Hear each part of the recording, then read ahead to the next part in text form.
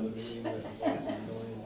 All right, Brett. You're holding a mess Did you give me today. Yeah, that's right. Okay, all right, I just got the signal. All right, welcome to City Council meeting. It is Tuesday, March 26th, and we are in the City Hall in Mexico Beach. Mayor Kathy is not here. Let's take attendance just so that we have on record who's here and who's not. Mr. McLaughlin. Here. Ms. Albrecht. Here. Mayor Kathy. Mr. Wallace. Here. Mr. Putnam. Here. All right, anybody at the table have anything that they want to start out with? Anything that's important? Pledge allegiance. Thank you. Pledge allegiance. Good, I'm glad I have all my helpers. So let's start with the Pledge of Allegiance. I pledge allegiance to the flag of the United States of America and to the republic for which it stands, one nation, under God, indivisible, with liberty and justice for all.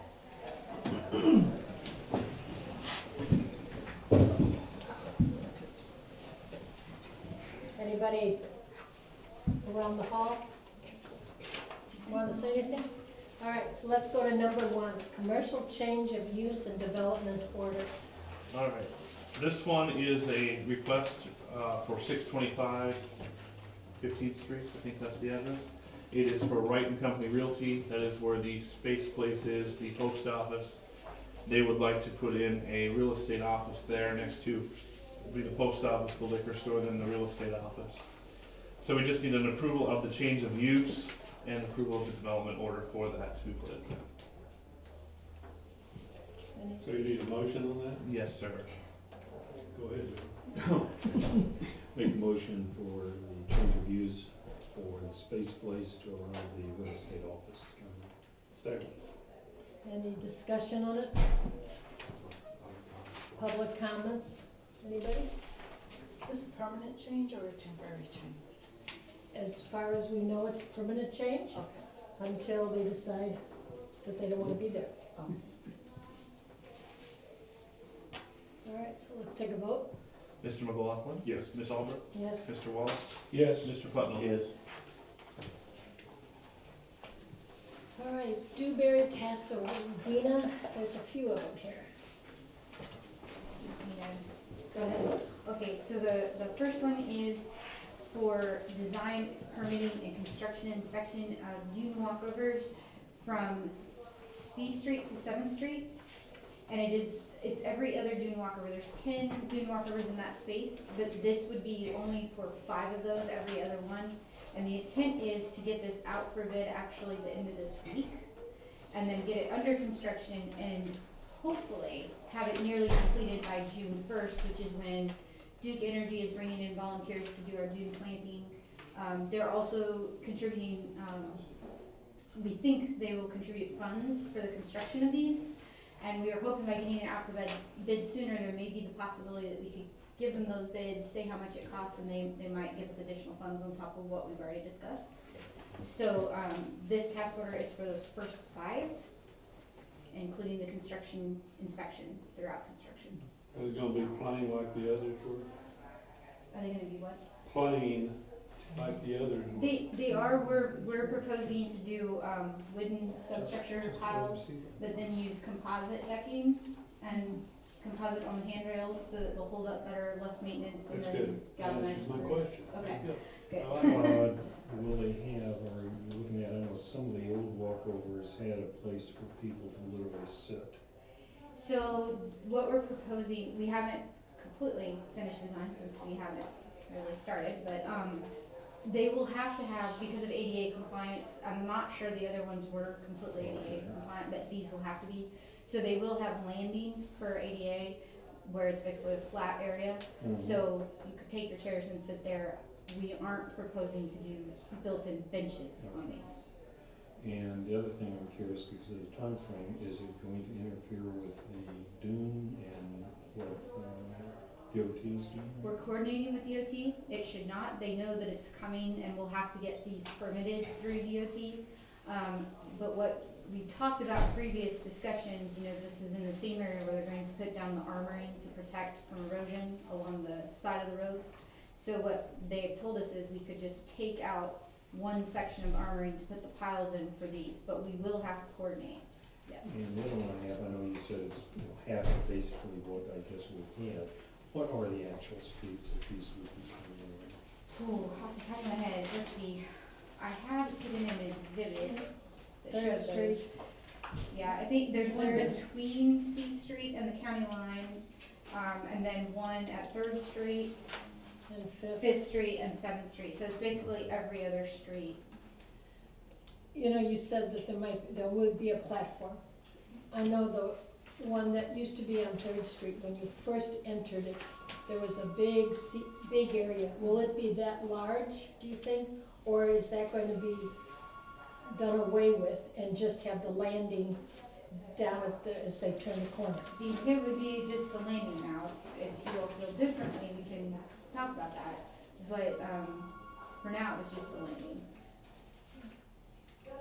I like Yeah. the area where, because a lot of people come and just, Sunsets. and sit there and enjoy the sunsets. And whether it's I up, don't know what the that one is cost up is. at the top. Yeah, but if they did it at it the really is a nice landing at added bottom, you feature. can still look at sunsets and just Yeah. have Especially a since bigger we don't have landing. We bring our own chairs here at some point, Well, the city could They put did in- have benches, but Yeah. you saw a lot of, and if we don't do benches, that's fine, because we saw a lot of chairs that people were throwing away Mhm. that they would put up there Mhm. Okay. to be used. What we're talking about was the benches, that money that was raised, that was given to the department. Oh, We could okay, like maybe put that towards whatever. all right. Did everybody hear what? Mhm. Yeah, so we will look at that and we can add those, spaces back in and then talk about the benches. The only caveat to that is we can only do it where it was. We can't increase the permit because it's beaches and shores, so we're Hmm. allowed to go in with essentially the footprint that was there, So, so. okay, so the same footprint. Yeah, so wherever we had them, we can do that, and in places Okay. we didn't have them. All right. Okay.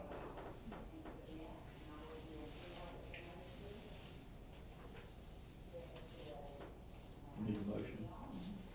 Um, I make a motion to approve the task order for design of dune walkovers, 5 walkovers between C Street to 7th Street In the amount of in the amount of $46,700. $46,780.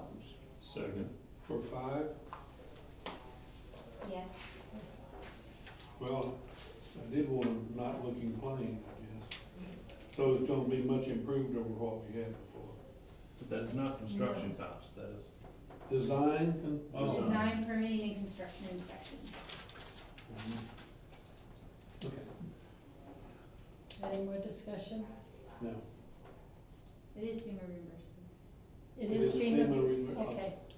Let's always 90%. make sure we say that, because that makes everybody have a better Okay. sigh of relief. That's right. All right, let's vote on that. Mr. McLaughlin? Yes. Ms. Albert? Yes, Mr. Wallace? Yes. Mr. Pupper? Yes.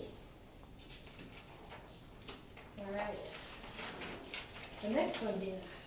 So the next one is actually something Philip requested, it's also FEMA reimbursable, we'll just start with that.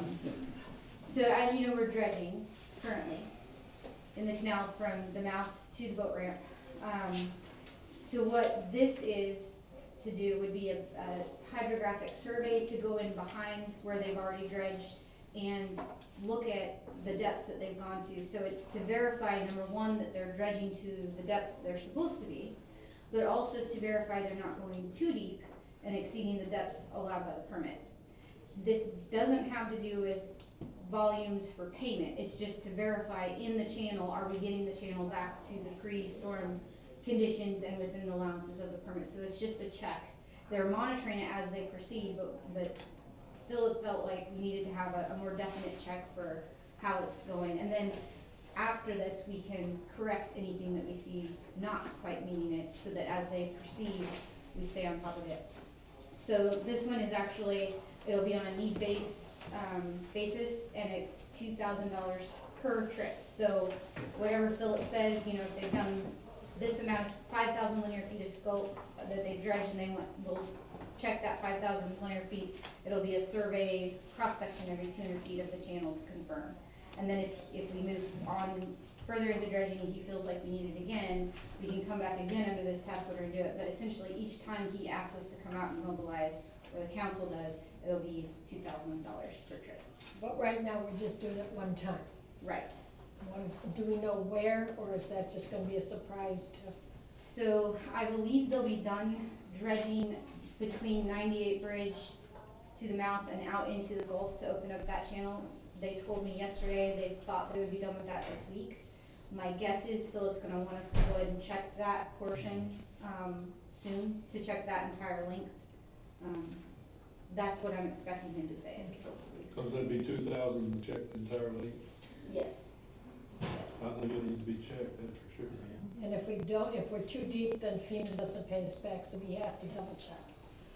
It's best to double check. It's best to double check so that we know that they're going as deep as they need to, and also to confirm that we're not exceeding the depths allowed by the permit. Motion? Motion to, issue this survey, from Blueberry at $2,000 per, run. Got that right? Any discussion? I got a question on you've had in the past, 1 April, I think, was a thing for going from the sandbar to the boat ramp. Is that still gonna be completed? Do you have any idea when the boat ramp will be usable again? It looks like they're going to not meet the April 1st deadline to get from 98 to the boat ramp. I think everything south of 98 will be done by then.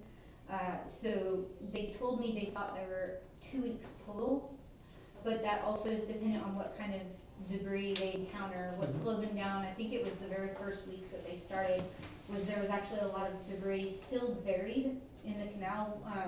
We had debris removed from the canal and did sonar, but some of the debris was actually under the mud. And so sonar didn't pick it up, but they encountered it during dredging. And so when they encounter that, they have to stop, get it out, and then continue, so that slowed them down a bit. But I'm expecting 2 weeks for that remainder north, all the way from the mouth to Okay. the boat. When they do that, is all the plans to reopen the boat ramp, or is that gonna be still months down the road? I don't know the answer to that question, Okay. sorry. I think I'd ask, since I have a boat. Yeah. You said a sandbar. Is that including the sandbar? Or are Yes. they gonna be able to? Yes, we're supposed to be all the way out to the second sandbar. I don't know the distance off the top of my head from the mouth out to that, but it is to include that section. Okay, good, good. And I do know, kind of answers your question, is after that April 1st, we did specify with the dredging company that we're going to open up the canal to boat traffic. Up until that April 1st deadline, we told them we'd keep it closed so that they could focus on what they're doing, but I think the intent is, once they get to the boat ramp, then we would open it up to traffic. I think we'd have to have a report back to us that it's available, and then we'd probably open it up here.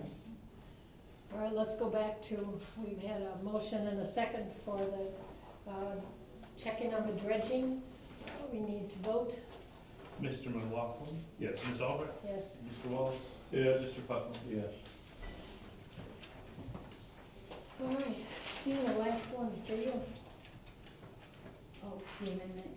So Charter the Golf, revised, you want it or should I take it? okay. You can start and then, Okay. You previously approved a task order for Crowder Golf to do dredge spoils pit digging in preparation. It provided an estimated volume based on what our best estimate was at the time of the size of those pits, and then a unit price for the pits. It ended up being that the city, working with the engineers and Crowder Golf, decided to go with larger pits. So this is really just to document that the pit size was increased and to allow a higher not to exceed price on this that correlates to the actual pit size. And this is FEMA reimbursement. yes. Right, the original task order was 500,000, the new amount would be 907,000. But FEMA reimburse. They only requested to change the volumes on the biggest spoils pit. Part of the reason for that, so we had assumed all of that would be at grade and then they build up berms.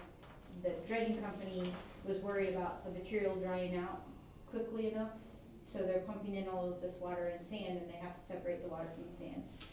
So they requested to go deeper below grade, and that's where the additional volume comes in for the big pit. It has approved, I mean, the pits have been mostly constructed, has it proven to be necessary to have this larger pit? Yes, the first pit is constructed, which is where really the additional volume comes in. It is constructed and it is filling up quickly, so it seems reasonable. Where is that first pit? Over by the master lift station, Canal Parkway, where it's washed out, it's that big, yeah. hill of sand, okay. Yeah. And it is only temporary. That's not staying, it's just through the dredging. Okay. Motion?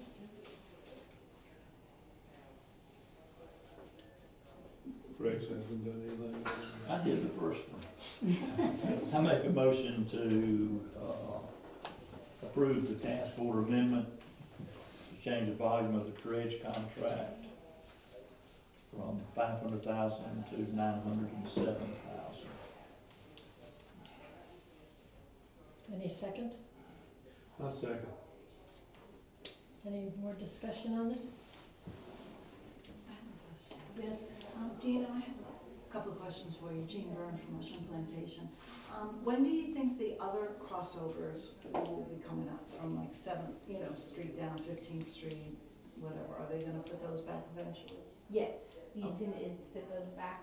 We're focusing on C Street to 7th, those first 5, because that's what we thought we could get actually constructed by June 1st when Duke comes to do their volunteer work, and with the funds that Duke has been talking about giving the city as a donation. So those are the ones we focused on, but the intent is to put back all of the dune walkovers. They may change a little bit in design, but. Okay. And then the other question I had was about the dredging of the actual Gulf out to the second sandbar. When does that look like?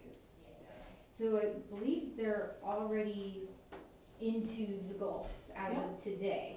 And I expect they'll be done with that piece by this weekend, in other words, this week. And then they have to go back to the interior of the canal and start at the bridge and go through towards the boat ramp. But they've pretty much done everything from the bridge out to that second sandbar, should be completed this week.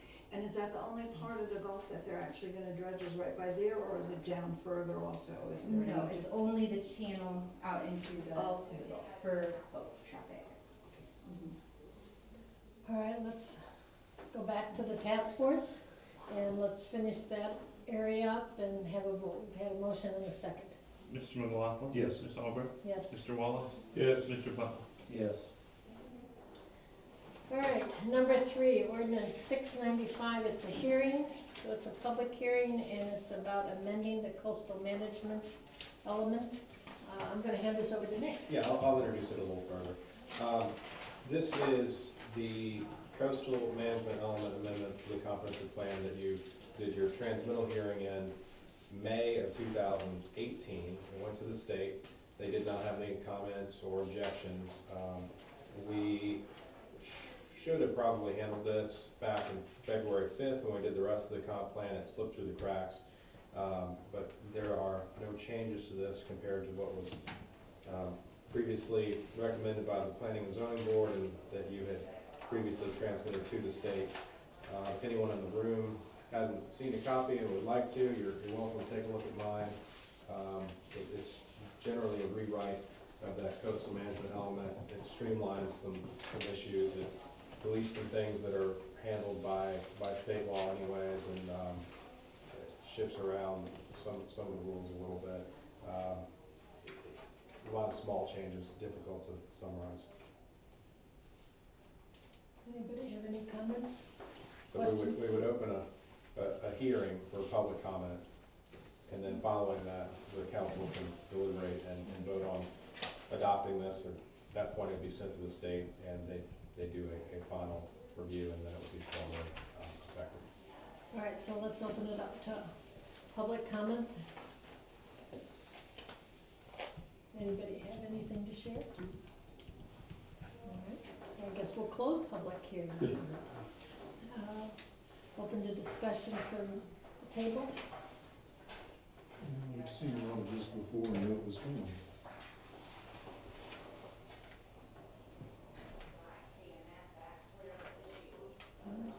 Having none, then we do not take a vote on this, correct? No, we do. You We would do, have right.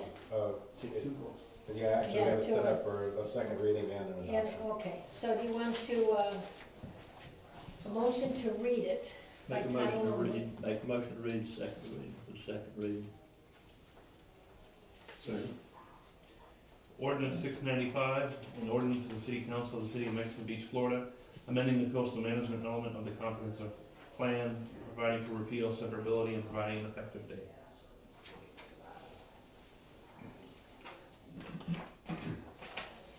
Motion to Motion to adopt. So moved. Second. Vote? Mr. McLaughlin? Yes. Ms. Albright? Yes. Mr. Wallace? Yes. Mr. Putnam? Yes. All right, number 4, ordinance 715, and this is about the limiting waiver of setbacks to rebuild a primary structure. Nick and Adrian, this is a first reading, so Nick and Adrian, you wanna explain this? The council needs to decide which one I'm reading. There are 2 drafts in your packet. Yeah, these are the same drafts from the last meeting. There wasn't really a consensus as to which version was preferable. I'm guessing maybe there was some conversations you may have had with Tanya in between the meetings, since both were included again. The 2 versions in general terms, they both do something similar, which is they predetermine that folks are allowed to rebuild in the same footprint that their prior building was located. They go about it with a different process with a little bit different rules.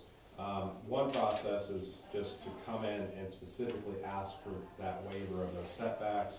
Once you complete the city's requirements, that would be granted, and it's a permanent waiver until whatever time you build your new primary structure. It's not permanent forever, so if you tore down a house in 20 years, you wouldn't always have that waiver, but you'd have it for your initial big construction. The other process is staff's preference, because it's a little more streamlined, it avoids having extra steps. That would be that when folks come in to get their development order to do the kind of project that they need a development order anyways, they build in the setback waiver into that development order application, and you're giving staff the authority to go ahead and grant that development order despite that the setbacks are modified. The difference on that is, first of all, that it avoids the extra step of having to come in just to apply for a waiver, but then secondarily, development orders do expire. If you apply for them, they're granted, and you don't do anything, eventually they expire. So under this method, the way it's written, that waiver could expire. Somebody came in, was approved, but then did not build. I think our development orders are good for 1 year. You just have to start construction in 1 year, you don't have to be done. And there was some conversation last meeting about maybe this approach being a good approach, but extending or changing some of the timeframes. It's all available for discussion still. So the one that I am looking at both of them, the one that you talked about, on the second page of it, it just goes up to I. The first one in the packet, on page 2, goes up to J, just so that we're talking about the same one. They both go to J. One's just got the J on the next page. Well, I know, but I meant on the second page. Okay, okay. Yeah, okay, on the second page. So the first version, I may have said them in the other order. I was thinking about it in terms of the order I wrote them. So the first version is the one that gives folks 12 months to come and apply for a development order that would include reduced or waived setbacks in order to rebuild in the same footprint. The second version of the ordinance is the version where they take the specific step to apply for a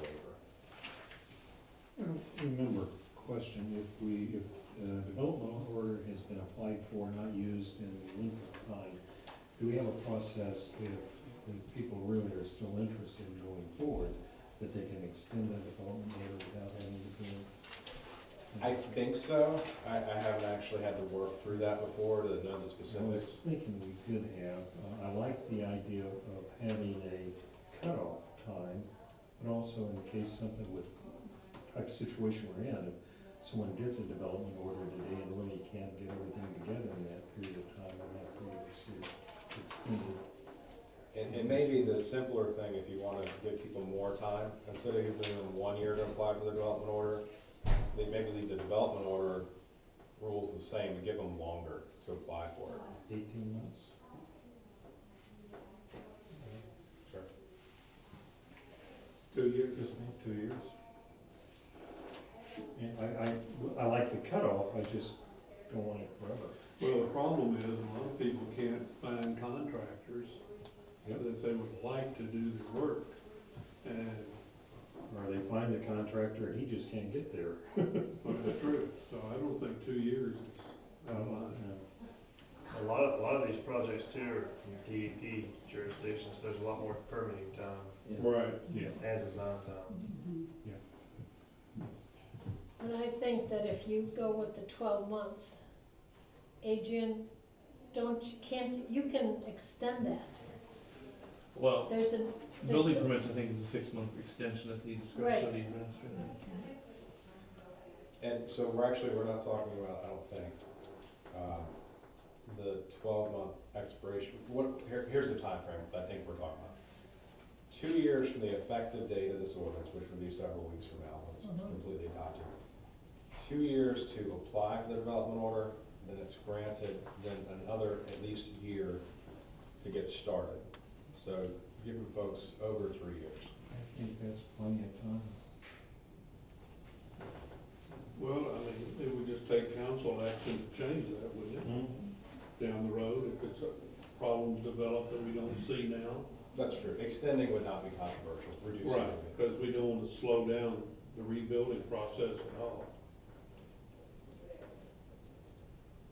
Well, since staff did prefer the development order approach, it's 1 step instead of 2. Unless there's strong feelings otherwise, I would suggest probably taking that alternative.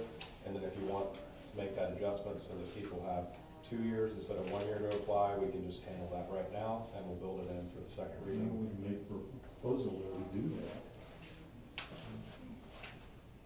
I think everybody agrees. well, I don't. Well, nearly everybody.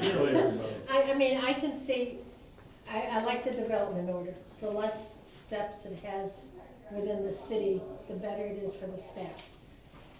But if we can help them, if we go with the year and then they still have another year, so basically it's 2-year program. And then if they don't have time, I'm not sure that the council would say, we're not gonna extend it. So why not just keep it the 2 years instead of automatically adding a 3rd year? And then if people can't get it done, I can't see any council saying, sorry. Is that just for the homeowner of that lot? Because I thought there was something in there that said it went with the land. Yes, it does follow the And land. it follows the land. I mean, how could I go in and say, I want my house built like it was and sell my lot to somebody else? They're gonna keep that setback? It's designed so that, that was probably more for the Yeah. other option that might extend out several years, but it's under both alternatives. Someone could come in, get their approvals to rebuild, and a couple weeks later decide to sell it. And those approvals would still carry forward to the buyer. Then what is the point in trying to clean up all the non-conforming stuff if you're just gonna perpetuate it? Because if it runs with the land like that, just as you said, they decide not to build and then they sell it, and then the next guy gets the same privilege of building in that same non-conforming footprint, you defeated your purpose right there. Well, it is time limited, so the next guy, unless he's in the same general time period, let's say the house is built again in 2020, there wouldn't be a right to do it a second time in 2030. This is a one-time thing. But it's a policy determination in terms of the non-conforming uses versus allowing people to rebuild. And previously, there had been a lot of interest from the council to get stuff rebuilt over there. I think the idea is if you put it back, that if you don't do anything with the land or anything, you lose that ability, if I understand correctly, within the time frame, and you don't do anything, then if you sell the lot 5 years from now, this does not follow that situation. 5 years from now, they would have to be with whatever the setbacks are at that time. So I think we're focused on the development order approach, the one-step Mhm. approach, not the two-step approach. Mhm. So we'll ignore the other version. So under the development order approach, somebody would have to rebuild, or that right's gonna get lost, and that would be within the, depending on how we structure it, the 2 or 3 year time period. And if they do rebuild, then the building's there. We're not gonna Right. tell them that it's tear it down, it's out of compliance. We permitted it. What they couldn't do is years down the road, tear it down, redo it again. This is a one-time. It's not a grandfather anymore. Right. As long as that is made clear, because that's open to interpretation unless it's spelled out specifically. Okay, the way I would say it, I haven't had ways of nobody saying it. Well, no, they were But talking, then, I'm just no, they letting were you know. talking, Bobby, and you were next. Okay.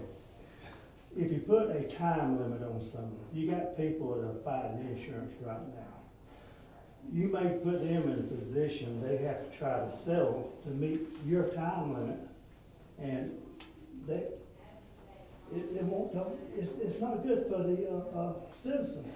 But I think in a 2-year frame, if they don't, that should give plenty of time, I would hope, for the Well, insurance. there's people in hurricanes right now that in 2 to 5 years are still fighting. And I think, I understand what you're saying, I think there may be a small percentage that might fall there. That doesn't stop, wait a minute, Bob, give me a second.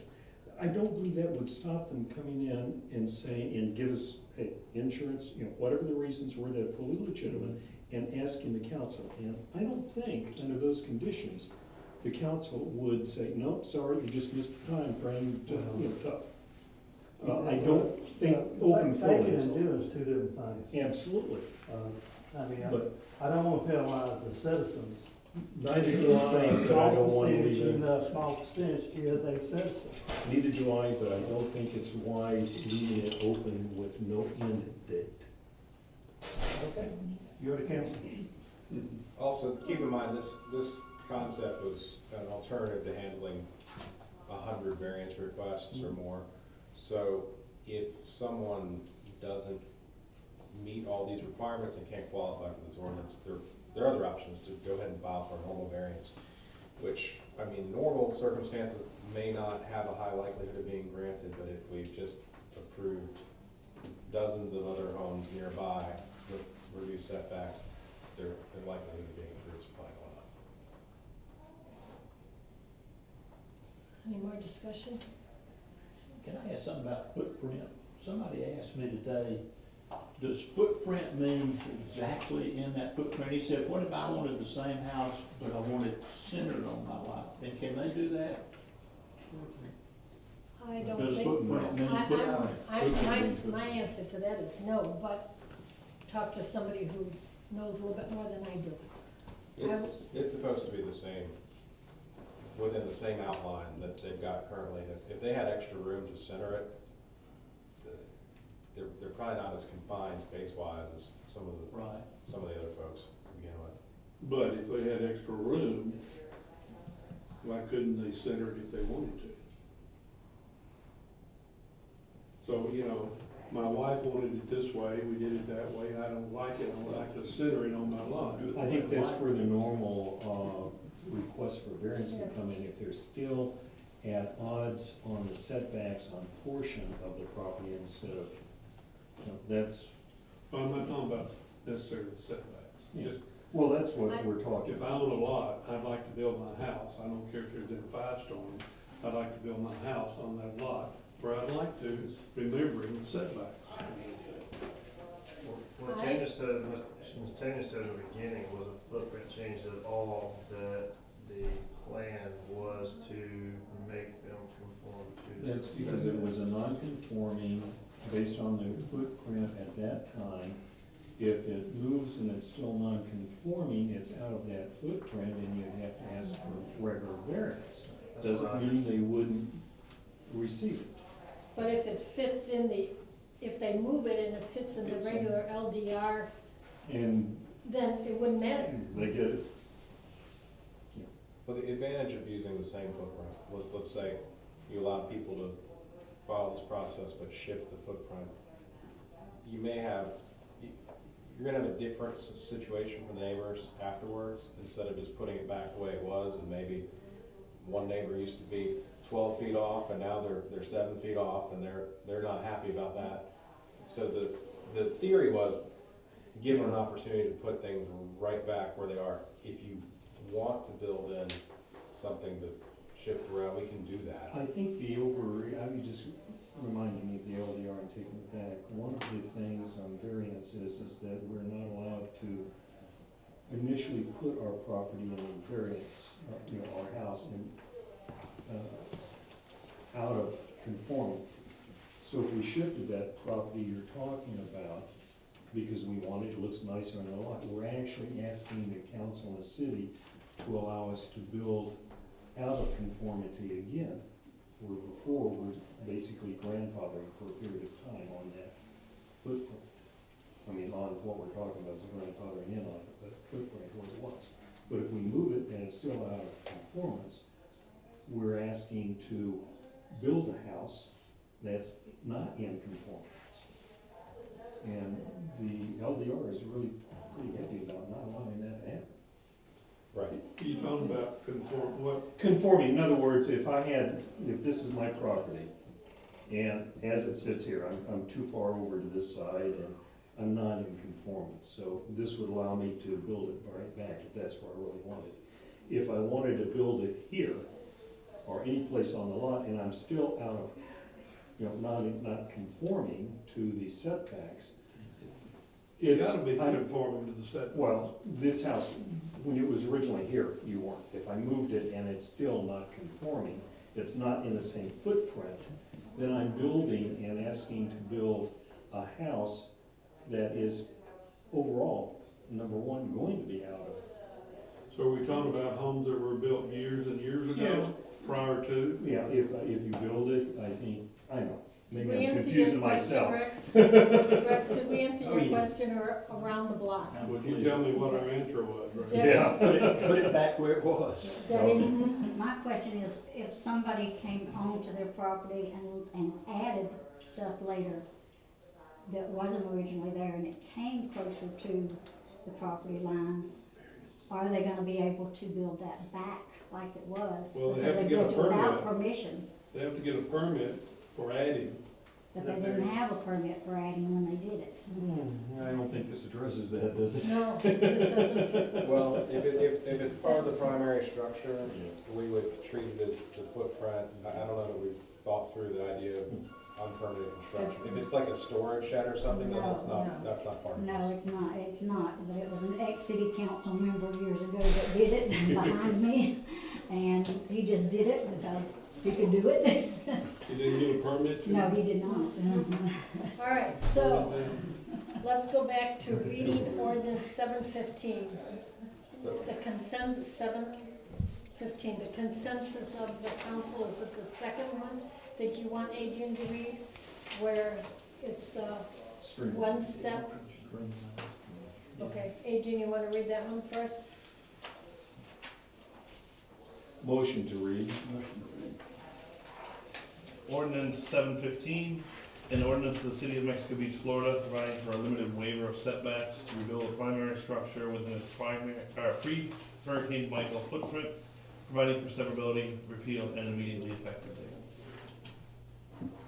all right, well, that's all we need to do as far as today, but when we bring this back to you for the second reading and adoption next meeting, is it correct that we should insert a 2-year time period to apply for the development order? You could do 18 months, you could do, I like the 2-year, and we're in seven. So what if they don't? If they, So then they come, the setbacks. pardon, then the new setbacks apply. They're the same setbacks. Same. Seems to me like we're working this to death and we're coming out with the very same thing. Well, I think they're not new rules, they're the setbacks that have been in place for years and years. Okay. So we have to decide whether we want to 1 keep year, it as 2 1 years. year or 2 years. And actually, when you do the 1 year, you basically end up with an additional year. So it's 3 really years. 2 or 3 Or years. 3 with the. So what's your choice, Rex and Jerry? I know what, And this gentleman had a good point. The timing issue is less about getting started on building, it's more about getting designed and permitted through the new sets of rules we've been doing. I know Bill's looking for 3 years. Yeah, well, 3, yeah. You know, some of the things that have come up, it's like mine, I'm in that CCCL line, dealing with 4 people. One's not sure if he wants to build back, we gotta drag him across the line, so, you know, we're going 6 months into it, and, I don't have an answer yet. Okay, So, you know, but I understand that if it came up and I came to you and said, okay, we've agreed, then I think y'all would grant us I think y'all would grant me the, right to build back. Jerry, what are you thinking? I don't know. I think we make a lot of rules and regulations, some of which some people never intended to follow through on, and over the years, we've been reluctant to insert a code violation, and so a lot of people don't care. I think what the city needs to do is, with their code enforcement people, is enforce codes and enforce ordinances, which, like we've never done. I've lived here enough for years to know, you know, it's who you are and who you're not.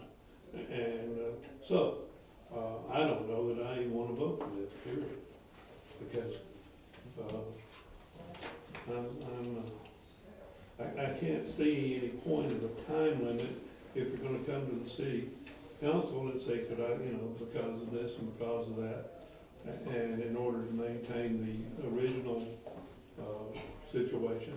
Now, if it's a non-conforming to begin with several years ago, that's another problem, because the whole idea is to, why do we have these rules and regulations? It's to keep the city in order of some kind of fashion, and,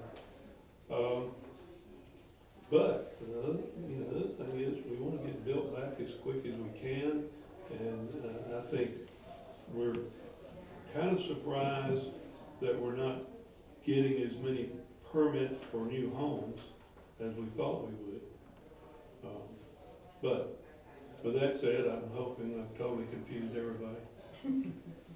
All right, so where are we, folks? At a draw. So then, just leave it as is? and Let's then just have table it for next, for another meeting. We No, already it's did not. the, We already we did did the that. first reading, this is just Yeah. guidance for Yeah, the time limit inserted for when it comes back next time for second reading.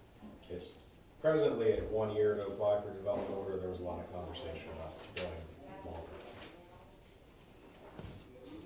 It's very possible that anybody, see with the CCCL, not anybody, but there's very possible that a good percentage of people can't have design and permitting through DEP to the point where they can even apply for a local building permit in a year. Yeah, true. so if we go with the 2 years, and then they can always, well, then they have that additional year. Are you Yeah. comfortable with that? I know that's what Bill wants. Jerry, are you comfortable with that? You're not voting, I know you said. Okay, so 2 years. go with the 2 years I then. think the mayor would prefer 2 years. Okay. All right.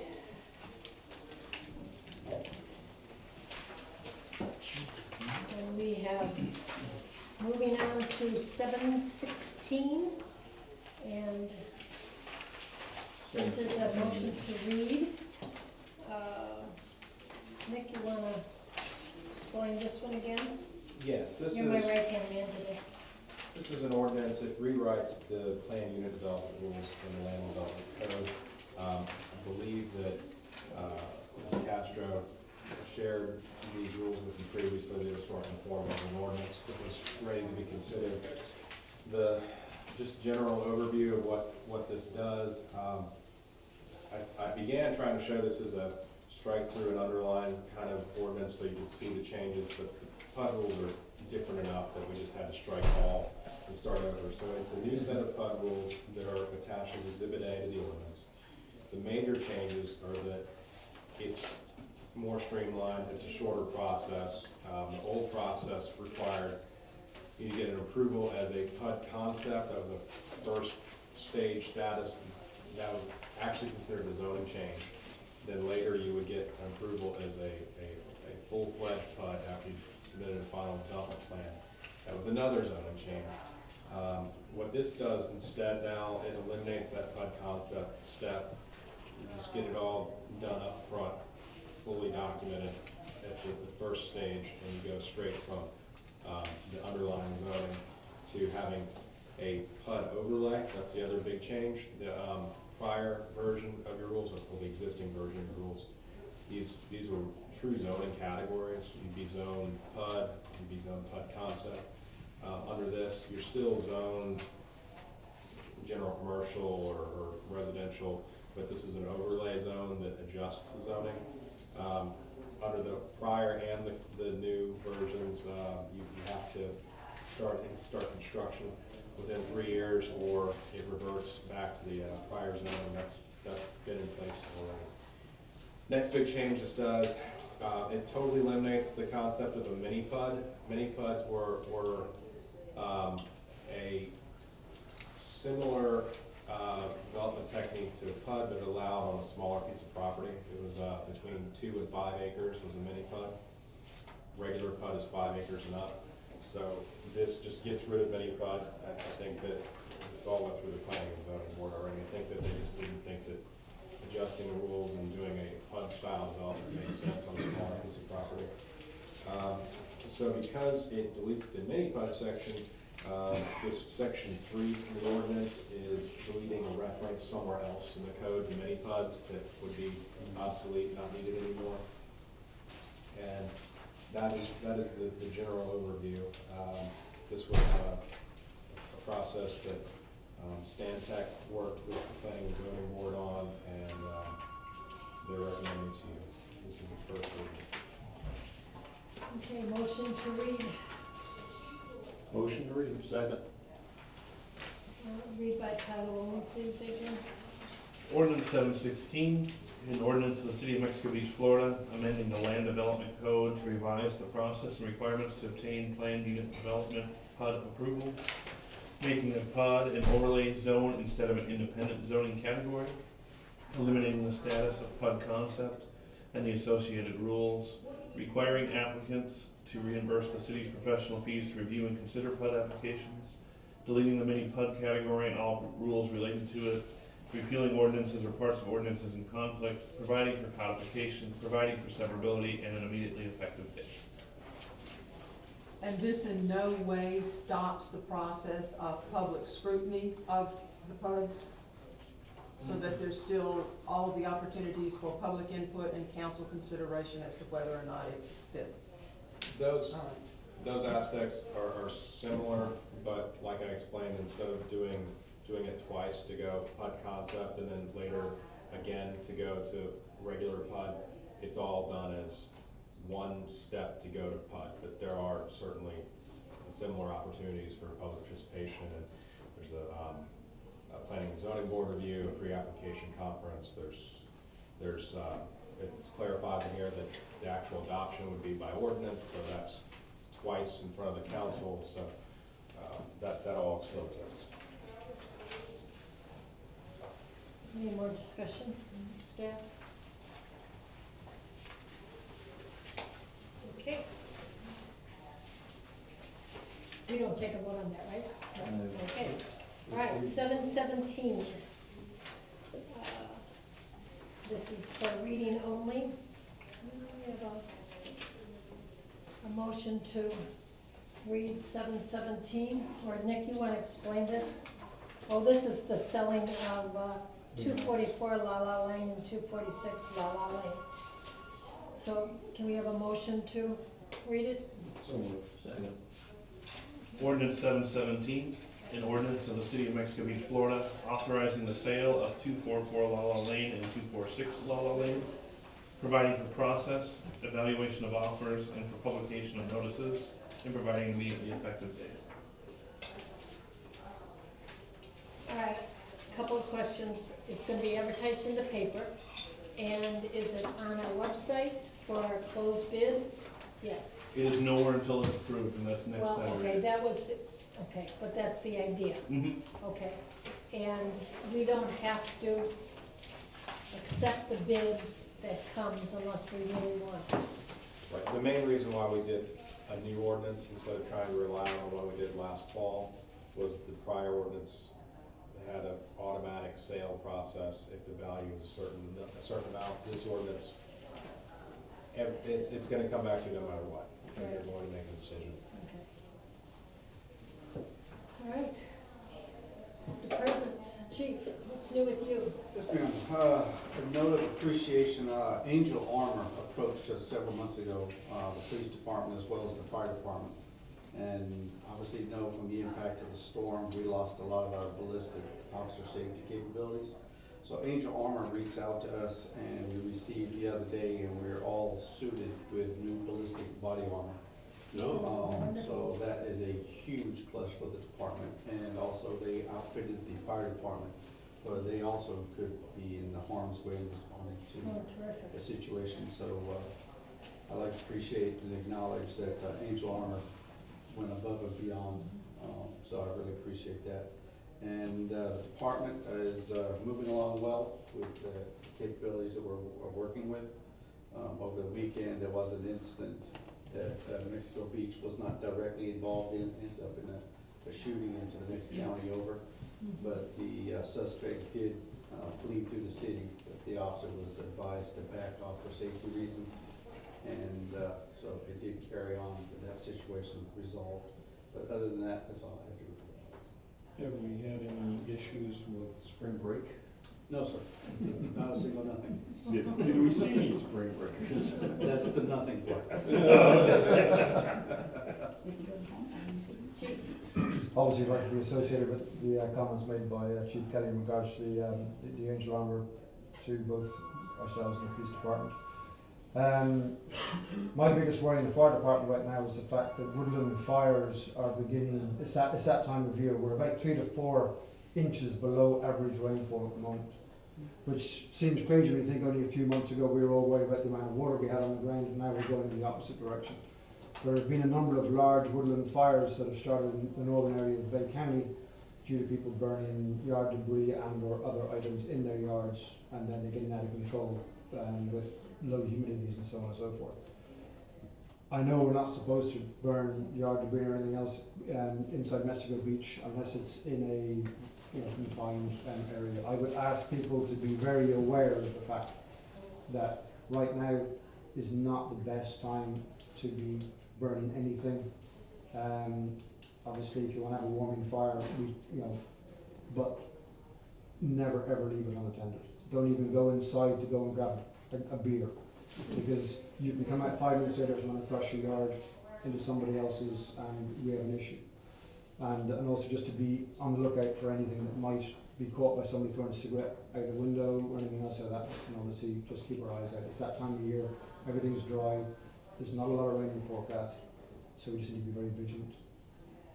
good Other than that, advice. all is good, thank you. Okay. Dina, We do.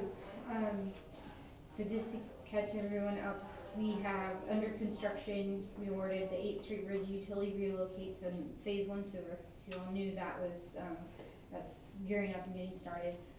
Currently out for bid, just to catch you up as well, we have our water tie-ins, mostly on the west side of the city. The Salt Creek crossing is out for bid, and MX1, the master lift station, and then also the water plant and public works building that was advertised Sunday. All of those bids are due to come in April 8th, so they should be presented at your next regularly scheduled council meeting for award. I did want to ask permission, make sure we're all on the same page, to put out those 5 dune walkovers for bid this week, as well as the 5-year emergency burn that we talked about previously. We're getting ready to put that out, and also the repairs to the marina. So we need a motion on all those, correct? Do we need a motion or just Yes, permission? for the dune walkover and that I'd like to marina. go. Just, When we come back with them, we'll have to approve them. Do we yeah, need? I just wanted to make sure I Okay. could put those out. If there's any doubt, some folks are worried about not wanting to put those out for bid, motion's the cleanest way to handle it, but, I think everybody is. I'm in favor. I think everybody's saying, why not all of them, but, so, Okay, and then the last update I had was some good news. We, back in February, had applied for a pre-application for a $300,000 grant with 50% match for our future regional stormwater detention. And I got notice that that was actually a national grant, Fish and Wildlife Federation. They approved our pre-app and have asked us to do an actual application. So we'll be working on that. I think it's due in April. So that's terrific. Good. cool. Good. Thank you for doing that. Phillips not here. Anybody have a report for Phillips? Okay. How about the, Jared? Adrian? Well, I do have, oh, Adrian. Do you want me to do my miscellaneous now? Because I don't have a report, but we have some miscellaneous things. sure, go ahead. All right, the first one is when we approved the temporary structures, circumstances that were on had to come before the council to be approved. The first one is the white tent for Living Water Church. I'm sure you've seen it set up there. We just need a motion to approve that that is okay, or else we will have to start code enforcement to have it removed. I make a motion that we accept the whitewater. Want to call the roll? Mr. McLaughlin? Yes. Ms. Albert? Yes. Mr. Wallace? Yeah. Mr. Putnam? Yes. All right, I got one more. Killer Seafood. We allowed food trucks. Killer Seafood is exploring the use of shipping containers instead of food trucks. I see no reason there's a problem with that. Tanya and I have talked about it. I mean, we're allowing food trucks already. We'll allow temporary commercial spaces, so we just need a motion to approve Killer Seafood using shipping containers as their temporary restaurant I make space. a motion that Killer Seafood use shipping containers. Careful.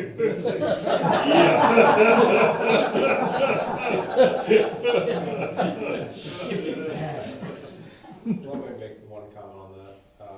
So the concept behind that original ordinance was it was mobile food trucks, they're permitted by the state. Shipping containers drifts into the trailer direction, mobile home direction, which is what we were avoiding in the ordinance. I think if you have an exact project before you and you want to approve it because it's meeting standards of the city, it's good quality, that's probably okay, but just be cognizant of if you're doing a broad approval on this, it could easily slip into normal conventional looking mobile homes being used for temporary businesses. How many containers? 2. Well, I didn't see Michael. So are you planning, you're going to do something to enhance the looks of the container? Yeah, I'll leave, whatever it takes, the way you can skin the outside of it is infinite, be it any sorts of paneling, wood and cladding, or anything like that. Mhm. Besides just the obvious paint jobs on it, they're not junky looking structures, they're actually converted, refrigerated containers, so the insides of them are stainless steel, they look like a restaurant kitchen already. It's just a little more stable than, say, a trailer on wheels. The best thing I've been able to come up with that could anywhere be close to what I would need to use as a kitchen would be a 28-foot trailer, and that's in the, equipped is in the $80,000 range.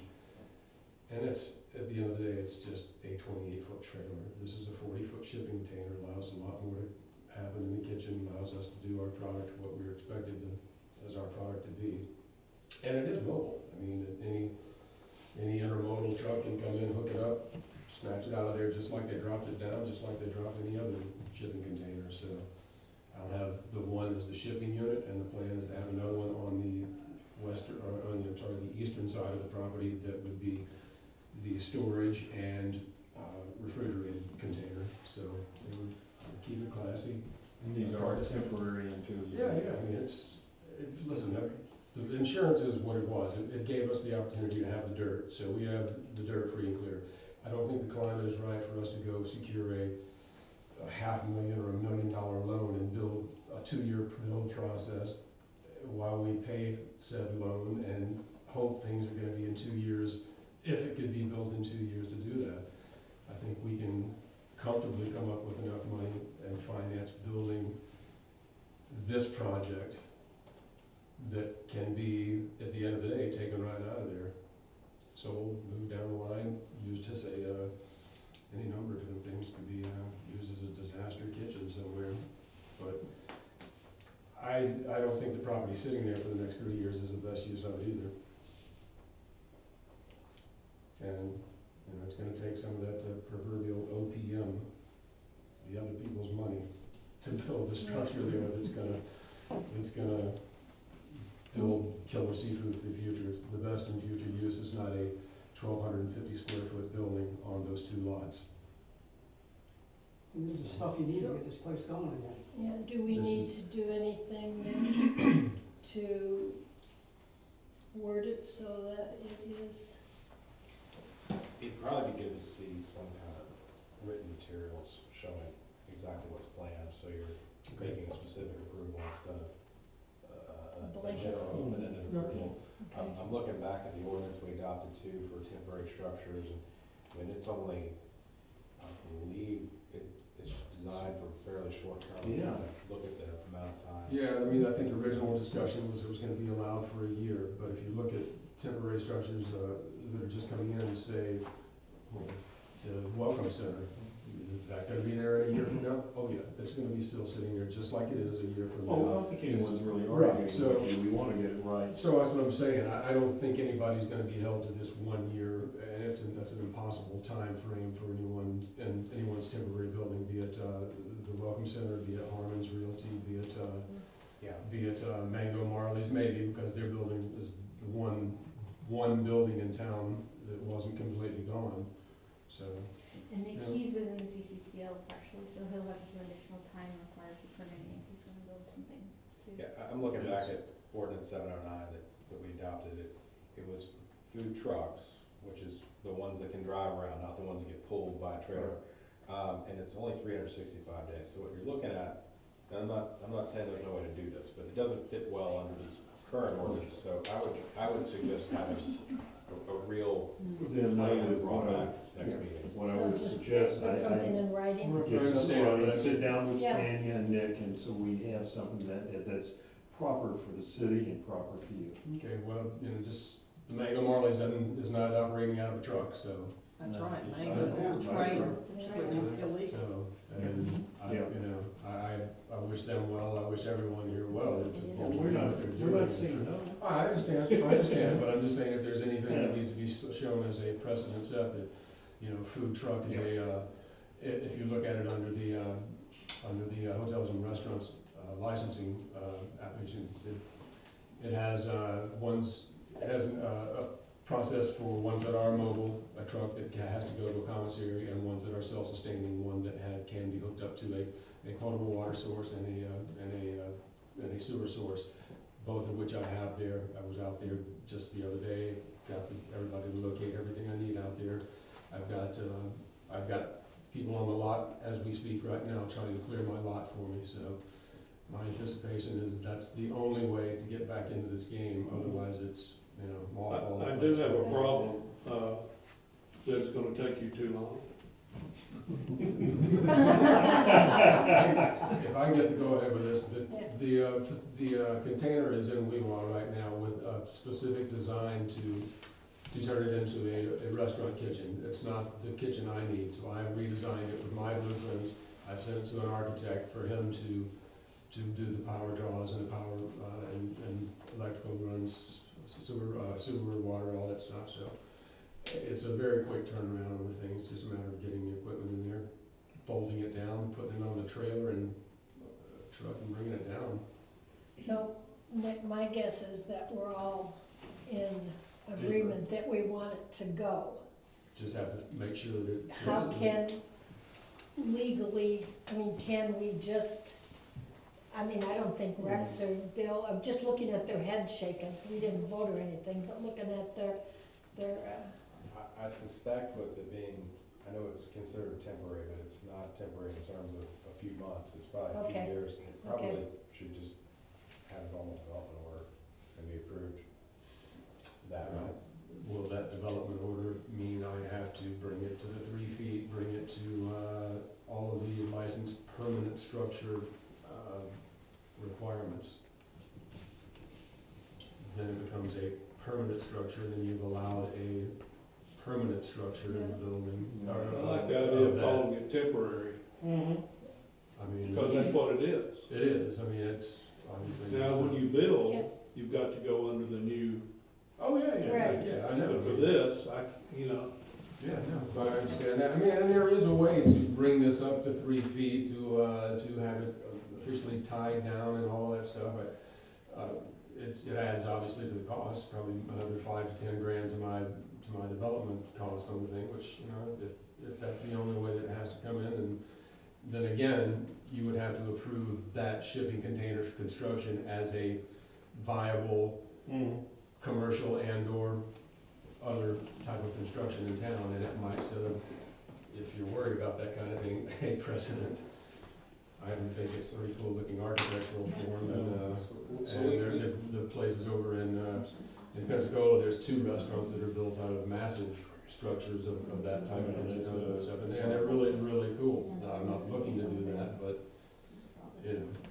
I have heard that you can retrofit these so they can meet for building. Yes, it will absolutely. It will be engineered. It will be engineered for code. I mean, I will be architect and engineer here to capacity code. Well, if it meets code, we don't need any special exceptions really. What we're talking about is if it's not meeting code, and it's gonna get special treatment. But we do development orders frequently on things that don't necessarily involve a building permit. They're not the same thing. We do development orders on changing the use of the property. So the development order is just a more formalized step for this board to take to approve something, so you see a real concept on paper. At this point, I don't know. We also have flood zone considerations. He's not changing the use of the property. what's the quickest way of doing it as a temporary restaurant while he feels that it's feasible for him to build a permanent structure? I mean, we don't have the people here to sustain all the restaurants, and I'm sure you've thought of that a lot. Yeah, You know, no, how- it's How gonna can be they do that, but yet they're helping our economy by being here? Well, I think that sounds like there's a lot of people in favor. What we need though is to know exactly what we're approving, as opposed to. I'd like to see it, if I'll you bring, go back to I'll get- Tanya I've and got- you and talk, and just bring back where it's more, I mean, everyone I think's in. Okay, With it. I'll tell you, Okay. I've got my layout sketches and stuff. I will get a view of it to you that shows a street side type view of it. That's We'll always, show you what the possibilities are, can look like, so Okay. before I, And so, I will continue getting the lot ready for it. Yeah, I don't think anyone's, It's so ugly over there. We're going to what's but going on. I think, you should indicate for certain that this is temporary and a Right. written type concept, and, but I'm ready. Kia. Okay, so you just. Okay, good. I'll get some, something where you can visualize Okay. and see what it looks like. Appreciate it. Okay. Thank you. Mm-hmm. Bringing that up, are you going to do anything about the fact that Mango's is not within compliance here? I mean, come on. Yeah, they're not. You're either gonna enforce the rules or you're not. We're back to the same old thing. Honestly, I'm just speaking from here, I don't know. I'm not- They're- I'm not I'm involved just, in you I at don't know all. what they're out of compliance on, so it might be a lesson for me to know what they're not in compliance on, so I don't head down the same road assuming that what they're doing is, oh, I'll just do what they're doing. It's a food trailer instead of a food truck. Trailers are not allowed. Okay. well, this is not a trailer that you're talking about. I No, understand this is that. totally different. I'm talking about Okay. Mango's. Oh, And I know frequently I would be involved in those kinds of things. I've heard nothing about it, so I think without having the city administrator here to respond, at this point, don't know. Are they close to getting rid of the tin and moving I in? have no I idea. have no idea. I don't know. I don't know. Well, it doesn't look real pretty, does it? Well, Well, but it serves a purpose. I don't think anything looks real pretty now, but it serves the purpose and it gives us all some light at the end of the tunnel. I agree with that. If You you're know, talking about the tent I at the mean, church and you're talking about their that's tent, it. then I mean, there's both tents. so, Yeah, you know, I think for then- the next year or so, we're gonna have to just bite the bullet and say, you know, everybody's helping everybody, and as long as it's not looking trashy, you know, I mean, they're all serving us a purpose. And we Yeah, need them all, and they need us. And they'll have to deal with their own issues if it's a health Yeah. code violation and it Yeah. gets inspected on that level, so I And- mean, I don't know what, Right. I know certain things they were doing before there that were, just like we were doing at Happy Tummies, that were looked at because we were a charity kitchen and things like that, but once they took over as a business, I don't know Right. where the outdoor cooking and all of that is really not legal, that's, You know, and that's between them and the health yeah, department, exactly, you know, so I think that we'll just, Anyway, but my intention is to Yeah. keep mine clean and linear looking and within, you know, landscaping requirements and everything else around it. It won't look like two shipping containers plopped down there in storage, I promise that. And by the way, the prior ordinance we did on this, we adopted under emergency procedures. We weren't exactly sure what the recovery was gonna look like. We're 3 months further in now.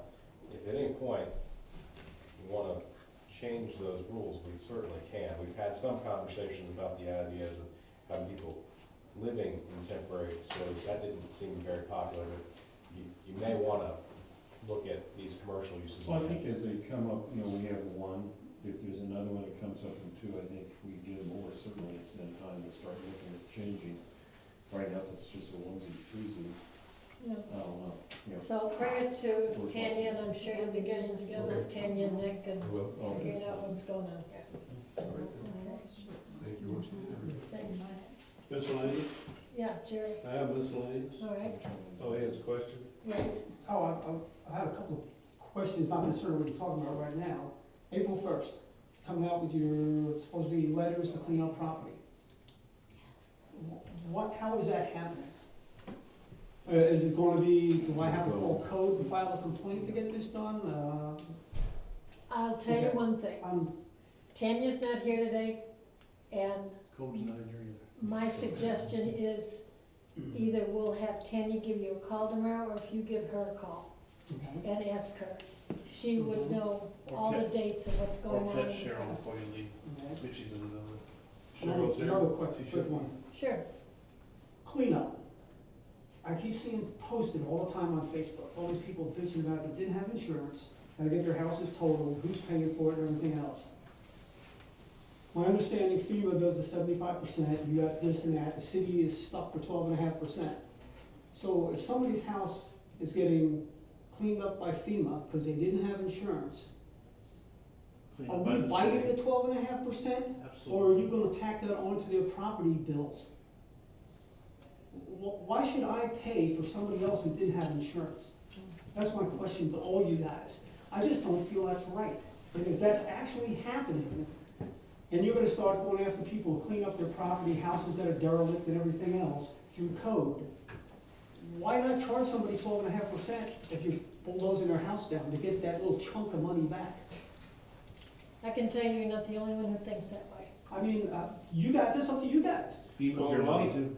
A Pardon lot me? of people FEMA's your have money the too. opportunity Yeah. to get that done free. I know, and they didn't do it, exactly, so And- why and should? I think we said way back there, that the April 1st thing was a beginning to clean up the city, and one way or the other. Mhm. And some things, I agree with you, I don't think the city, the taxpayers, should have to pay for the fact that someone was reluctant to get it done for free. Oh, exactly. And so, and hopefully, It was never free, it was just another pot of taxpayer money. Remember Is that? that something you guys can take up? I mean, isn't that up to you to decide who's paying I for this? also, I heard that it would be a lien on their property. Yes. That's what we do. And, I've got I mean, somebody- that's the scuttlebutt that I've heard, that if we clean it up, if they don't clean it up. They Now, do. I would have to, I don't know that for sure, that's just what I've heard, that they would put a lien on their property. I mean, you know, you guys are tight for money. You're gonna be coming up with the fire department funding, new millage rates and everything else. To be spending my money, your money, for somebody who didn't have insurance, I just don't believe in that. I mean, tax it onto their property. Let them pay for it one way or the other. I don't wanna spend my 12.5% cleaning up somebody's property who didn't have insurance. That's just not right. Well, basically, They're getting 75, they're getting 85% of it cleaned up for free. we could put a lien on the property, and then that could basically be a loan, and they could repay it and get the lien Exactly, taken whatever, off. but I think you guys are gonna need your money as much as you can. Adrian, do we know anything about the lien on the property? Do you know anything? Has that been brought up? Has it been? Not enough that I'm publicly gonna say an answer, Okay, because I fine. don't know. Well, I know Okay. other communities did it. Yeah.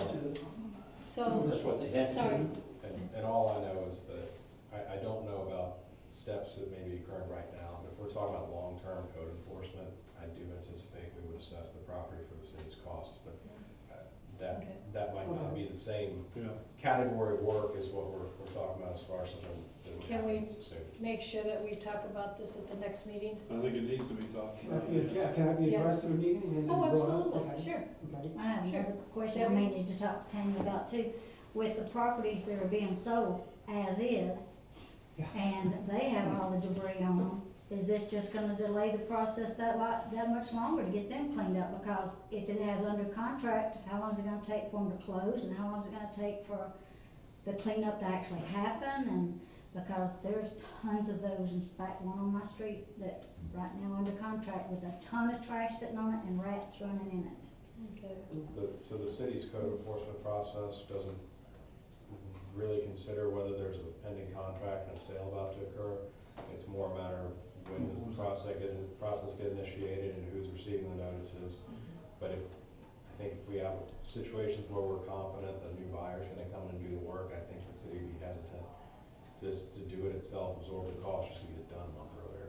But then it becomes a health hazard. We have rats, there's termites in there already, There's one thing is there's enough property, there's gonna be a list, so whatever we decide, it's not gonna be done overnight, because Oh, there's I gonna be know. a list, so. You know, it It's depends really on where becoming that a health property is hazard. on the list, I think, how fast it gets done. you know, it's almost 6 months now that all this garbage I has been understand. sitting there, and now we have rodents in it, and we're having water sitting with more mosquitoes in it, and we have just I do so think much. Ms. Castro and code enforcement are considering these issues, just without them being here today. Yeah. It's hard for us to speak. I think this will be a big discussion next week, next meeting. One last thing, I don't know if I looked at your pictures wrong on your dredging, you have your dredge sites. Is one of the dredge sites, it looks like it's where the houses are across where Toucans used to be, where you built the little cottages? Looks like But it's those are- between Paradise Shores and those Oh, houses. it's right between them? Oh, okay. I looked at that on the map and I'm like, isn't there houses there? Rex, Nick, Me? oh, Oh, I go thought I ahead. skipped you. I Oh, thought you I, did skip. oh, I thought I called We thought you. he was gone. Okay. Two things. The Baptist Church has offered to let us use their sanctuary, which would be a good idea as far as I'm concerned. The only problem, well, I don't know if it's a problem, I shouldn't say it's a problem. I used to be a Baptist myself. The minister would like to say a short prayer before the meeting.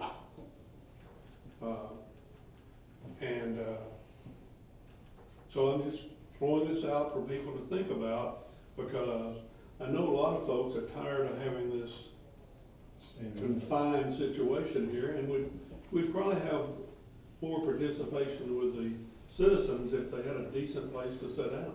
And the speaker system is fine there, the place is clean as a pin, and so that's my thoughts on that. I've got a second thing. Okay. The code enforcement lady, is she a police officer? She is, isn't she? She's a police officer, been removed from my department to take over code, so her sole function right now is to be Code. Code enforcement, Okay. unless we need. Okay, assistance. but if she gets a call and you need backup or whatever, she can step right in, right? The only problem with that is she's not a uniformed officer, and she doesn't carry the utilities, and she doesn't wear the ballistics. So she is an officer by state requirements. So you wouldn't call her? We would if we had to or needed to. Okay, then in that case, maybe she needs to be qualified. Maybe she needs to carry a gun that people can see. If I'm coming over to support you and there's a gangster out there that just escaped from wherever, then I'm gonna have my gun with me. I don't care what I'm doing for the city. Now, some people have fussed about the fact that they don't need to have a gun. Well, now I understand she's carrying a gun on her ankle, but you can be shot 3 or 4 times by the time you pull that gun out of your ankle. So I'm just wanting the people here to think about that. But there is also a visual requirement of a code enforcement officer as well as a uniformed police officer. Okay, A lot of times, and there is state precedents from the state attorney's office saying why we're not wearing police uniforms to go tell somebody to cut the grass. But it's, in other words, they're saying we can't do that. That's correct. Does she have protective gear? I don't know what she wears. I know We she don't doesn't have have. any issue, is what I'm saying. That is I correct. think there are some communities that allow the code enforcement person to carry a weapon. And there are some communities that back up that individual with a person from the police department on instant call. And that can be if she goes to a situation or she knows she's going to a situation, he or her, Yeah, are going to a situation that a uniformed officer needs to be present. right.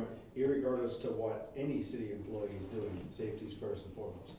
But as a code officer, if you're going to somebody's residence and you think that there might be a hostile act, then the uniformed officer will need it to be gone with them. I think But she- that's She not can call always- that anytime. Okay. I'd certainly like to see her have issued protective gear though. And wears She that. has it all available to her. She does, okay. Right, and now we even have brand new stuff. Okay, that's what Yeah, I'm saying, I so like even though she's not directly answering to my department, Okay, she would because I still have be no able to direct have control that if she whatsoever felt of her. she. but everything, because she's still originally part of my Right. employee staff, everything that I've given to the 6 officers that I have, she gets. Okay. So she's not excluded from I training, just- she's not excluded from yearly requirements of shooting range, and she's definitely not excluded from anything to do with safety. Safety's first and foremost, irregardless of whatever Yeah. position you're in. I think Jerry brings up a good point. I think about if I were in that situation, if we were in normal situations where we were dealing with grass or not being cut or cars and whatever, we're not in normal situations. I can sit on my street any day of the week and wonder, who the heck is this? And I think about me or one of my family members, if they were put in that situation, I don't think I would wanna get in a situation and have to bend over to, maybe protect myself. I think it's something we need to think about. Well, that's the reason I brought it up, give it some thought, and, Just because we're a little town doesn't mean we can't have some big town problems. Look what happened this past weekend. Yes. yeah. Case in point, that could have very easily ended in a firefight in this town. The individual got out of the car with a gun and a firefight ensued. It was just a couple of miles downtown.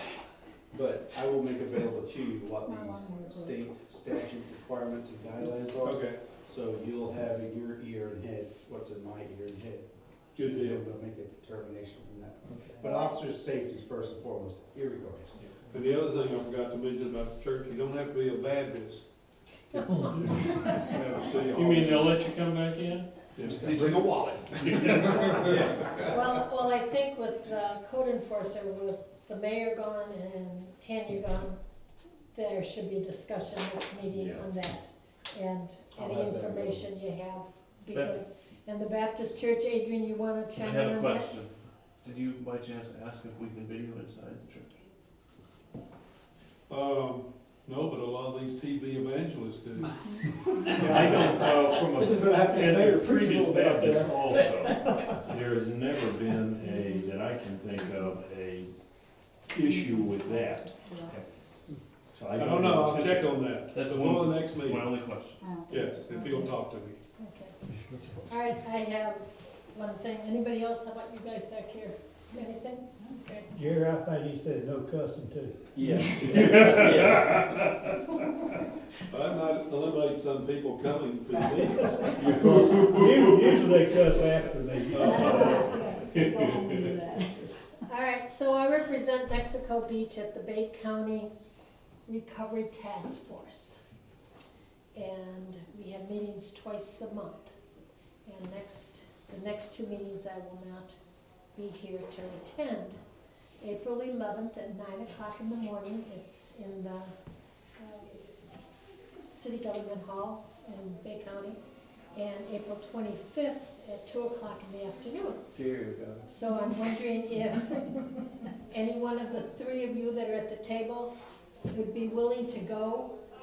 It's very easy, right? Nick spent one morning, you just sit there and you listen. I went to one just for fun. And he has not been back. Was it fun? I didn't charge the city or He's anything. still smiling. He has not been back. I think they'll get more interesting. That was sort of an introductory. Right, well, the next, really, these are the last two supposedly. There's 6 or 7 different, what they call branches, infrastructure, health, education, housing. And so they just are listing right now, gathering all the information on what needs to be done to make a great recovery in that one area. So really, we're just listening to reporting back. So if anybody is interested, you can either let me know now, or you can let Tanya know, and then I'll let Robert Carroll know if we're gonna have anybody send. What's the dates again? April 11th at 9 a.m. and they're both on Thursdays, April 25th at 2 p.m. And so you think around that time maybe will be when there's actually some prioritizing Yes. and some culling of the list and, Yeah. right. That's what they say, the next two, April 11th and 25th will be Where do they meet, in Panama? right in the main office, where you get your tag, where you 11th go Street. supervisor election, that main hall there. The big county office building. Right, get that down, Rex. Playing golf.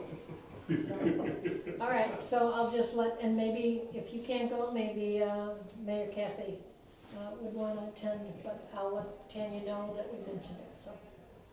Okay, anything else? One last thing. 4 p.m. today, St. Joe Thank you. Company's open house at the St. Joe Beach Fire Department from 4 to 6. Also on Thursday. Don't know the specific time on top. I think it's 11 to 1. 11:30 to 11:30 to 1:30. 1:30. So anybody who wants to go, it's an open house, public input meeting about this project. They have food. I don't know. And there's still not officially an application in place, so they're really trying to mold what they want to include in the They application. want public input into the application. I will be there, I'll just be late. Motion to adjourn? So moved. Second. Okay. See you in 2 weeks. Hey, Linda.